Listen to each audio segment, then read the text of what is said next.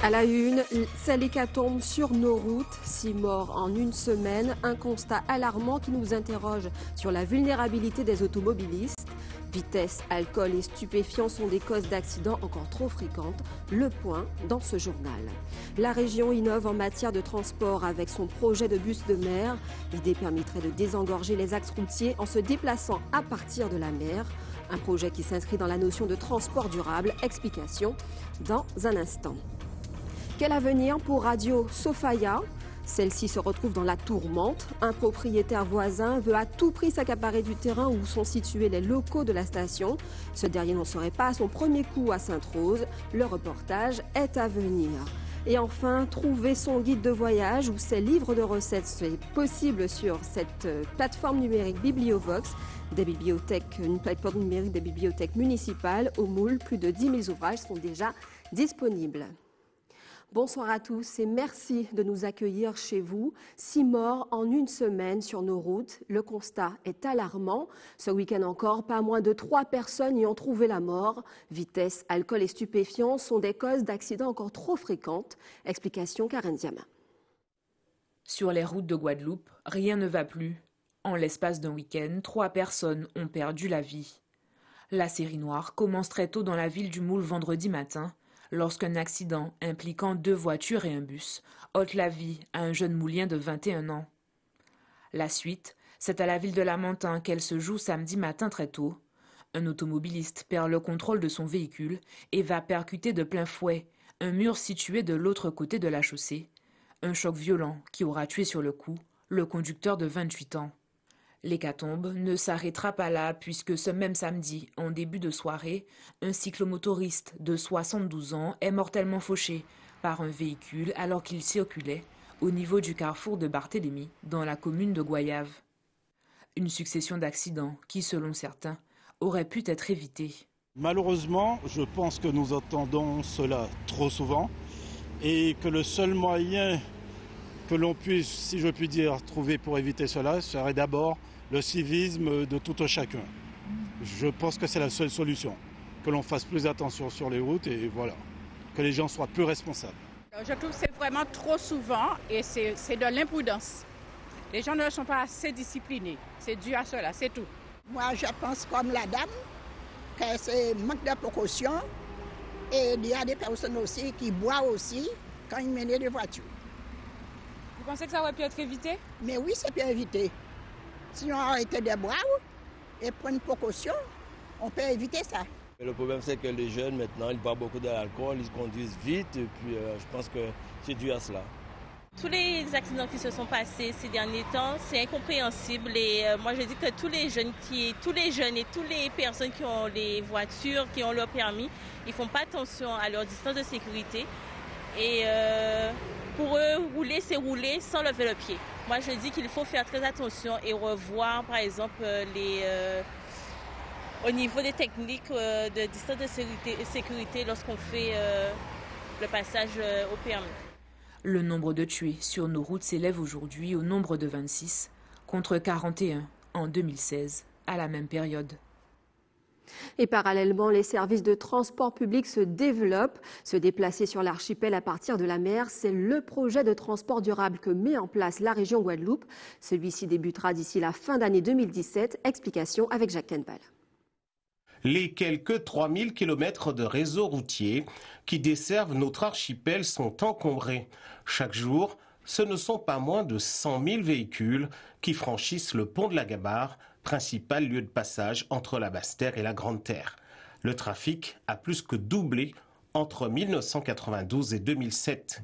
Depuis plus d'une vingtaine d'années, les ouvrages et les percées supplémentaires creusent les campagnes de l'archipel sans pour autant résoudre les bouchons qui font perdre des milliers d'heures travaillées à l'économie. Harry Chalus veut voir les choses autrement en mettant sur la table un projet de bus de mer. Dans un premier temps, il s'agira de relier entre eux les hotspots qui bordent la rivière Salée. Dans un deuxième temps, l'ambition sera de relier la Basse-Terre à la Grande-Terre. Désengorger les principaux axes routiers, utiliser intelligemment l'espace maritime pour fluidifier le transport urbain, telles sont les données principales de cette politique régionale qui, si elle réussit, devrait donner une assez grande visibilité à la politique de l'exécutif régional. Et ce projet de nouveaux modes de transport en Guadeloupe par la mer, nous en parlons sur ce plateau avec Teddy Bernadotte, le directeur de cabinet de la région Guadeloupe. Bonsoir. Bonsoir. Merci d'avoir répondu à notre invitation. Alors, la région, on l'a bien vu, veut changer la donne. En tout cas, on l'a vu, c'est une nécessité, voire une priorité de développer le réseau de transport maritime. Absolument. On n'était pas face à une promesse de campagne, mais un engagement fort. Effectivement, la réussite des politiques publiques et l'épanouissement des Guadeloupéens sont des matrices fortes du projet régional, et à commencer par le transport qui, on le sait, est une forte préoccupation pour les Guadeloupéens. Alors c'est un projet qui sans doute plaira à la population. Avant d'en dire plus, je vous propose de regarder un reportage. Linda Kayassi a demandé à la population qu'est-ce qu'ils en pensent en tout cas de ce projet. On regarde ensemble le reportage. Avec plaisir. Ce projet c'est positif puisqu'on est une île qui est entourée d'eau. Donc ce projet devait être réalisé depuis très longtemps. Donc je suis d'accord pour ce projet. Donc et moi j'habite sur Cap-Esther. Donc si on peut prolonger ce projet un peu plus loin de la Guadeloupe, enfin même pour sortir de Basse-Terre pour venir travailler sur Jarry, ce serait bien. C'est une chose extraordinaire pour désenclaver parce que moi-même je suis sur Pointe-à-Pitre pour aller à Jarry des fois, c'est galère. Quand il y a des embouteillages et un accident, c'est galère quoi. Ce projet serait magnifique, d'autant plus que j'habite non loin du côté de Jarry. Donc allez-y, ce serait très très bien pour la Guadeloupe. C'est génial parce que surtout au niveau, il y a trop de voitures, trop de circulation et puis je trouve que pour les usagers c'est très bien. C'est un bon projet puis que la personne qui a pu proposer cela puisse aller de l'avant quoi. Ça va faciliter la circulation? Oui, voilà, faciliter la circulation surtout. Alors on l'a vu, la population est quand même adhère en tout cas à ce projet. Qu'est-ce qu'il a fallu pour le concrétiser? Maintenant, déjà, vous dire qu'en fait, on n'est pas face à des problématiques récentes. L'ouverture vers la mer, le cap sur la mer, ce sont des problématiques qu'on travaille depuis quand même une bonne dizaine d'années. Et aujourd'hui, la concrétisation se formalise parce qu'en fait, on se rend bien compte qu'à travers les projets, puisqu'il faut d'abord commencer par dire qu'on est sur des projets alternatifs et complémentaires à ce que met déjà en place sur le routier la région. On en parle suffisamment fréquemment. On est aujourd'hui à une phase expérimentale sur une première phase. Il y aura deux phases. Tout à fait. À expérimenter. D'abord le petit cul de Sac-Marin. Le petit cul de Sac-Marin, pourquoi? Parce qu'en fait, lorsque vous êtes dans le petit cul de Sac-Marin, vous êtes sur la concession de domaine portuaire. On a un partenaire qui est très important et qui est nécessaire pour réaliser ce projet, qui est le port autonome, le port Grand Caraïbe. Et parce qu'en fait, nous sommes sur les hotspots de l'agglomération centre, oui. Donc, et aussi la ville du Gosier. Donc, on est là sur la concession du domaine portuaire. Donc, la première phase du projet s'attaquera à la partie université marina, le MACT, le Mémorial MACT, la DARS, Bergevin et aussi Jarry. Donc, relier Pointe-à-Pitre à Jarry, dans un premier temps, et dans un second temps également la marina, puisque la cible sur ce projet, elle est double, les étudiants avec l'université, les touristes, parce qu'en fait, le point de départ du hotspot, c'est Anse-Tabarin, Gosier.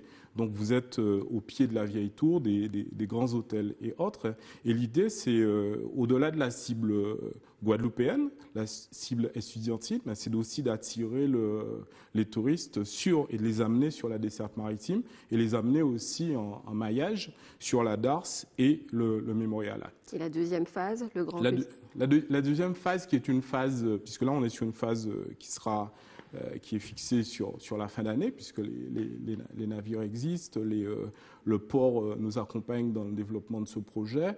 C'est quelque chose qui, je pense, on tiendra les calendriers qui sont fixés. La deuxième phase est une phase qui est beaucoup plus ambitieuse et qui nécessite aussi un axe réglementaire qui sera bien plus important. Puisque lorsqu'on parle de la concession de domaine portuaire, on peut aller vite aussi parce qu'on est moins soumis à des réglementations et délégations de services publics et autres. Alors pour le moment, il y a 2 navires qui seront à disposition pour Absolument. cette première phase. Est-ce qu'il y aura un appel d'offres pour la deuxième phase pour les armateurs? C'est ce que je vous expliquais sur cette phase qui était importante. On est sur une phase expérimentale qui nous permet, et vous l'avez sans doute noté, le droit à expérimentation nous permet aussi d'aller sur une phase concession du domaine portuaire où ils auront à choisir les délégataires. On peut aller relativement vite sur cette phase-là, puisqu'on est dans la concession que maîtrise le port. À partir du moment qu'on rentrera sur une seconde phase qui vise à relier la communauté d'agglo du Nord Grande Terre et la communauté d'agglo du Nord Basse Terre, bien évidemment, là, on sera soumis à une réglementation relative aux délégations de services publics et autres, et les armateurs seront libres de répondre à ces marchés, ces appels d'offres. Et là, on est aussi sur un prisme de nouveaux métiers. On est sur un prisme où on développer un développement de ces métiers. Et le réseau maritime. Absolument. Alors, on sait bien que le Guadeloupéen, de manière générale, il aime son véhicule, il aime circuler seul, de manière autonome. Qu'est-ce qui ferait, enfin, quels sont les atouts de ce projet pour que les personnes, pour que les gens, pour que la population puisse y adhérer? Déjà, c'est une idée, peut-être, tout est amené à évoluer. Et puis, encore une fois, ce sont des projets qui sont complémentaires à l'existence. Cela ne signifie pas, on n'a pas du tout le sentiment de penser que ces projets vont tout de suite résorber les problèmes d'embouteillage existants. Ils vont contribuer à. On est de toutes les manières sur une phase où aujourd'hui on parle de covoiturage, oui. On parle quand vous voyez comment fonctionnent des choses comme Blablacar et autres, on a Carter aujourd'hui qui existe. Donc on a déjà une cible, je vous parlais d'étudiants qui n'ont pas forcément de véhicule, qui prennent le bus, donc déjà cette cible-là est intéressante. Et je pense que si on parvient en termes de qualité de service public, et là on revient notamment de la Martinique, quand vous regardez comment fonctionnent Trois-Îles, Fort-de-France, ou quand vous regardez mal en ce moment, c'est pas forcément évident. Non, c'est quelque chose de très particulier lié à des conflits. Mais si vous regardez, vous pouvez partir sur l'île de Ré et autres, vous êtes en intermodalité. Et ça aussi, c'est quelque chose d'intéressant. Ce n'est pas un projet qui sort du chapeau comme ça du président du conseil régional, qui, il ne faut pas l'oublier, a été président du syndicat mixte de transport. Et la notion d'intermodalité a été inscrite très tôt dans le plan de déplacement urbain qui a été voté par le syndicat mixte des transports. Donc l'idée aujourd'hui, c'est que le Guadeloupéen qui prend le car à Poussette, descend au Morne-Calvaire, peut passer en maritime et ensuite, lorsqu'il arrive à Jarry, peut partir en véhicule en vélo électrique, peut partir en navette de Carélus et autres. Donc la notion d'intermodalité doit être inscrite aujourd'hui dans nos schémas de pensée.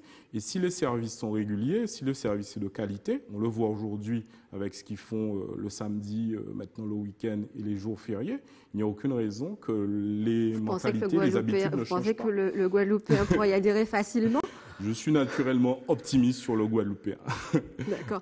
Alors, vous avez parlé du syndicat mixte des transports du Petit Cul-de-Sac marin qui gère justement le réseau Carulis. Est-ce qu'on peut penser que ce réseau Carulis, en tout cas le réseau routier, pourrait se transformer en compagnie maritime? Vous n'allez pas parler forcément pour Absolument eux. Absolument pas. Je laisse à mon ami le président Georges Daubin de dévoiler le plan du syndicat mixte.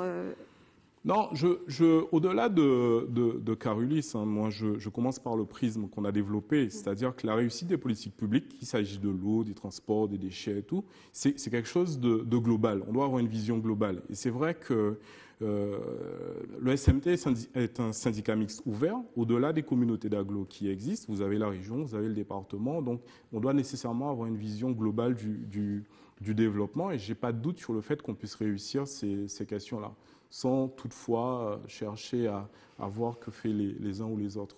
Alors, mais le seul élément qu'on doit avoir, c'est la réussite et la qualité du service public offert aux Guadeloupéens. Je n'en doute pas. La mise en place de ce bus de mer a un coût. Comment sera-t-il financé, ce projet ? La première phase est financée essentiellement par les budgets régionaux en finance. Ensuite, en expertise et autres, on aura un apport du port et le président du port aujourd'hui ainsi que le directeur sont très impliqués dans ce dossier-là. Et là aussi, on sera assez original sur les phases à venir, c'est qu'on va faire un dossier FEI, c'est des fonds européens d'investissement, avec vous voyez, le président a rencontré récemment le directeur de l'AFD. Ça fait partie des projets prioritaires et si vous vous souvenez, lorsque le président Chalus, accompagné de sa deuxième vice-présidente en charge des commissions européennes, ça fait partie, le plan transport durable fait partie des projets qui a été présenté à la Commission européenne. Donc, on est sur des séquences, je pense, de 5 ans, une dizaine d'années pour tout relier, pour faire tout ce maillage-là. Et on est sur des ordres qui avoisinent la centaine de millions d'euros, mais qui ne seront pas là financés par des budgets régionaux, mais on fera appel à du FEI, à du BEPI. Et comme aujourd'hui, la région est autorité de gestion des fonds européens, ça fait partie des projets prioritaires pour le Conseil régional. Tézi Mélardotte, merci d'avoir répondu exceptionnellement, je précise bien exceptionnellement, à notre invitation. Restez avec nous, on poursuit l'actualité locale et régionale, cette fois-ci en Martinique, plus précisément à Fort-de-France, avec cette mesure qui ravit les automobilistes. Chaque année, pendant les grandes vacances, le parking est gratuit dans le centre-ville, un dispositif qui redynamise la ville, mais surtout l'activité économique de Fort-de-France. On regarde nos reportages de nos confrères d'ATV Martinique, on regarde ensemble. Se garer à Fort-de-France, cela reste et restera toujours un casse-tête. Mais au moins au mois d'août, c'est gratuit. Pour les vacances, je trouve que c'est très bien, quoi. C'est une bonne initiative, ça permet aussi de revenir un peu dans la ville et puis s'approprier un peu des lieux. Sur décision de la mairie, les eurodateurs seront inutiles jusqu'au 31 août. Pour les clients, c'est plusieurs trentaines d'euros d'économiser et une motivation de plus pour consommer. D'ailleurs, ça devrait être toute l'année parce que durant l'année, on trouve des places au bout d'une demi-heure, 3/4 d'heure, si on n'a pas envie de donner en fait de l'argent au parking payant. Et vraiment, c'est dommage parce qu'on se dit qu'on est obligé d'aller au centre commercial, là où on peut se garer. Et les clientes viennent plus facilement et elles sont beaucoup plus contentes de se garer beaucoup plus facilement et se disent « Oh, j'aurais pas de contravention !» Donc, elles restent plus longtemps. Donc, une cliente qui reste plus longtemps, c'est une cliente qui dépense plus. La trêve du stationnement payant a une incidence sur les recettes de la municipalité. 200 000 euros de manque à gagner en un mois. L'idée, encore une fois, c'est de faire en sorte qu'il y ait une activité qui perdure au niveau de Fort-de-France et faire en sorte que tout le monde puisse découvrir le centre-ville. Alors c'est vrai qu'au niveau du stationnement, nous avons plus de 1000 places sur lesquelles nous perdons de l'argent, bien entendu. Mais la ville préfère investir pour préparer l'avenir et permettre à un maximum de personnes de découvrir ce beau centre-ville que nous avons. Pour certains commerçants, l'efficacité de la mesure est limitée. Le manque de places de stationnement reste criant. Je fais des ventes, moi, dans la rue. En faisant 2 tours, je montre, prends la taille et ça part. Il n'y en a pas. Ici, il n'y a pas de place. Ça, on le sait. Mais si les commerçants faisaient quand même un effort en se garant pas en face de leur boutique, ben écoutez, moi je viens à pied de chez moi, j'habite Siminaire-Collège et je descends à pied. Je fais déjà gagner une place. Attention, stationnement gratuit ne veut pas dire fin des contraventions. Les stationnements gênants restent verbalisés par la police municipale. Le stationnement étant gratuit durant cette période de l'année, les administrés s'octroient le droit de se garer un petit peu n'importe où. Là, la personne va prendre 135 € d'amende. Voyez, donc c'est pas négligeable et il faut que les gens fassent vraiment attention. Pour pleinement profiter de la gratuité offerte par Fort-de-France, mieux vaut donc garder à l'esprit les règles du code de la route. Vous êtes sur ATV Guadeloupe, restez avec nous dans un instant. L'avenir de Radio Sophia à Sainte-Rose serait-il en jeu? Un contentieux survient entre la radio et un autre occupant du terrain. Puis comment se procurer des livres en ligne? Bibliovox, cette plateforme numérique, est mise en service par la ville du Moule. Rififi à Radio Sophia, la radio se retrouve confrontée à un propriétaire qui veut à tout prix occuper son espace situé sur la même parcelle que la radio. Cela fait 18 ans que les locaux sont situés dans le réservoir de Basse-Canal, sur un territoire mis à disposition par la municipalité. Sauf qu'aujourd'hui, l'entrepreneur dit vouloir créer un musée sur la mer. Quel avenir pour cette radio? Reportage Patrick Curie, Moïse Dexter et Jacques Canbal. Radio Sofaya va-t-elle devoir mettre un terme à son activité? La station, qui occupe ses actuels locaux depuis 1999, est en butte à la posture teigneuse d'un entrepreneur qui revendique ceci et n'est pas prêt au compromis. Aujourd'hui, il veut absolument récupérer ce terrain. Nous, on dit non, on est dans notre droit, donc on a une convention avec la ville. Juridiquement, cette convention doit être appliquée et on fait tout pour. Aujourd'hui, on n'est pas là pour entrer dans une lutte physique ou quoi que ce soit avec ce monsieur. On a donc fait appel à un avocat, donc il y a l'huissier de justice qui va venir constater que ce monsieur occupe notre terrain et l'affaire suit son cours. La mairie qui a concédé cet emplacement aux promoteurs de la radio n'a de cesse d'inviter les parties au dialogue pour trouver une solution, mais cela semble être peine perdue pour l'instant. Nous essayons de régler ce problème dans la stricte application de la loi et de la légalité. Donc c'est ce que nous entreprenons de faire. Nous avons rencontré déjà les personnes concernées, nous avons mis en œuvre un certain nombre de procédures et puis nous espérons que les esprits vont s'apaiser et que surtout que la loi puisse être appliquée. Puisque si Radio Sofaya a un bail d'occupation, on ne peut pas permettre à d'autres personnes d'occuper en même temps cet espace-là. Ce n'est pas possible. Une radio associative qui rend de grands services à la population et qui mène une action culturelle forte a bien sa place à Sainte-Rose, puissent les parties entendre cette évidence. Tour d'horizon une nouvelle fois sur notre archipel. Aujourd'hui, la rédaction s'intéresse à la commune de Sainte-Rose avec ses plages, ses îlets et son bord de mer. Cette ville dispose de beaux atouts pour séduire les vacanciers qui y viennent pour faire relâche. Reportage Patrick Curie, Moïse Dexter et Jacques Canval. Je trouve que c'est une belle commune. On a de belles plages aussi. Quoique je trouve qu'il y a quand même certaines choses à faire dans la commune, mais sinon je trouve que c'est bien. À Sainte-Rose, la chaleur humaine déjà, et puis le beau temps, voilà. Et la plage, on est à 2 pas de la plage, donc c'est magnifique. Que je reviendrai. La plage, les parcours sportifs. Le littoral, c'est pas mal. Voilà, et l'environnement. Qu'est-ce qui me plaît à Sainte-Rose? Déjà, c'est le parcours sur le littoral, c'est vraiment bien. Il y a des plages, il y a des montées, des descentes. Bon, c'est plus au niveau du sport. C'est la plage, le paysage, et voilà, on y est bien. C'est voilà ce qui me plaît.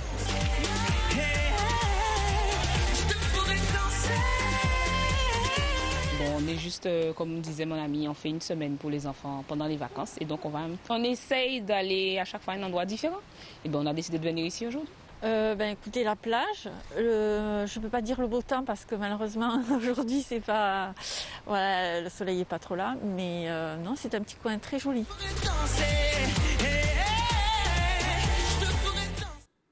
Trouver son livre en quelques clics, c'est ce qu'a mis en place la ville du Moule.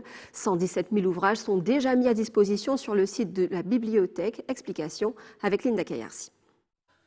La bibliothèque multimédia du Moule est de plus en plus active pour prendre le virage du livre numérique. Depuis le mois d'avril, elle a mis en place un service de lecture de livres électroniques, Bibliovox. Une bibliothèque familiale en ligne qui permet d'accéder à domicile à plus de 17 000 ouvrages couvrant tous les thèmes de la vie quotidienne. Bref, du guide voyage en passant par un abrégé de droit, vous trouverez votre bonheur. Pour y accéder, rien de plus simple, il suffit d'être abonné à la bibliothèque multimédia du Moule. L'inscription annuelle à la bibliothèque est par ailleurs gratuite pour tous. Toute inscription permet un accès à Bibliovox. Et on termine cette édition avec quelques informations pratiques et utiles pour vous. Alors notez que jeudi 10 août, la fermeture exceptionnelle du service des permis de conduire à la sous-préfecture. La réouverture du service se fera le vendredi 11 août aux horaires habituels. Et n'oubliez pas votre rendez-vous avec l'établissement français du sang demain de 8h à 14h. Sur le parking même, enfin dans les locaux de l'EFS, c'est-à-dire sur le boulevard du CHU de Pointe-à-Pitre. Et si vous êtes témoin d'un événement, n'hésitez pas à nous appeler à la rédaction au 0590 71 11 ou à rédaction@atv.gp. Voilà, c'est la fin de cette tranche d'information. Mais avant de nous quitter, rappelons les principaux titres de ce lundi 7 août. À la une, c'est l'hécatombe sur nos routes. 6 morts en une semaine. Un constat alarmant qui nous interroge sur la vulnérabilité des automobilistes. Vitesse, alcool et stupéfiants sont des causes d'accidents encore trop fréquentes. La région innove en matière de transport avec son projet de bus de mer. L'idée permettrait de désengorger les axes routiers en se déplaçant à partir de la mer. Un projet qui s'inscrit dans la notion de transport durable. Vous avez vu les explications dans ce journal. Quel avenir pour Radio Sofia? Celle-ci se retrouve dans la tourmente. Un propriétaire voisin veut à tout prix s'accaparer du terrain où sont situés les locaux de la station. Ce dernier n'en serait pas à son premier coup à Sainte-Rose. Vous avez vu le reportage dans cette édition. Et enfin, trouver son guide de voyage ou ses livres de recettes, c'est possible sur cette Bibliovox, cette plateforme numérique des bibliothèques municipales au Moule. Plus de 10 000 ouvrages sont déjà à disposition. Et voilà, merci d'avoir suivi cette tranche d'information. C'est la fin, on se retrouve demain dès 18h50. Passez une excellente soirée sur ATV Guadeloupe.